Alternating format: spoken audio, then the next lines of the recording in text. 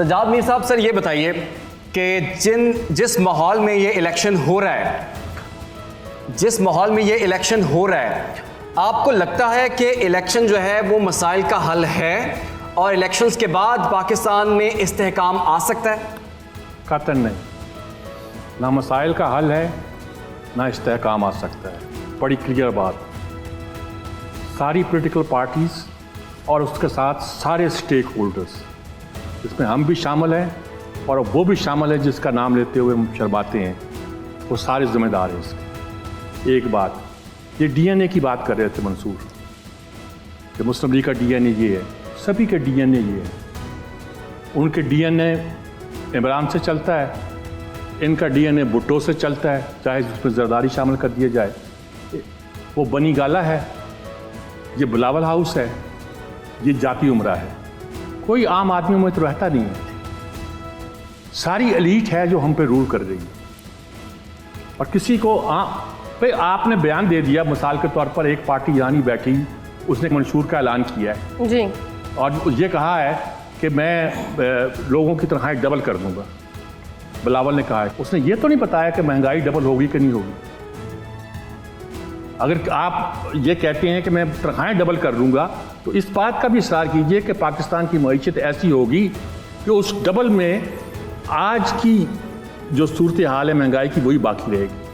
आप ऐलान कर देते हैं कि मैंने 30,000 मकान बनाने, और 50,000 उन्होंने ऐलान किया था। वो गलत कहते हैं कोविड आ गया है। पहले साल उनका जो कारकर्दगी थी ना, वो माइनस में थी या +1 में आ गई थी इनकी ग्रोथ रेट।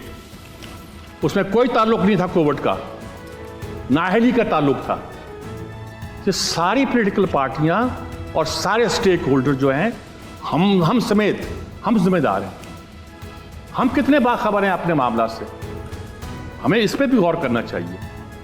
हिस्सा ये है कि जो सूरत हाल इस मुल्क में पैदा हो चुकी है, ये किसी एक आदमी के बस की बात नहीं है। इलेक्शन हो, इलेक्शन ना हो, मुल्क के हालात फौरी तौर पर संभलने वाले नहीं हैं। अगर सारे स्टेक होल्डर मिलकर खुलूसे दिल पे इस पे काम करें, तो शायद 1-8 साल के अंदर कोई हालात सही डगर पर चल पड़े। लेकिन सज्जाद साहब ये बताइए कि अवाम के पास ऑप्शन क्या है? सिर्फ एक ऑप्शन ये है ना कि वो वोट डाल सकती है या वोट नहीं डाल सकती।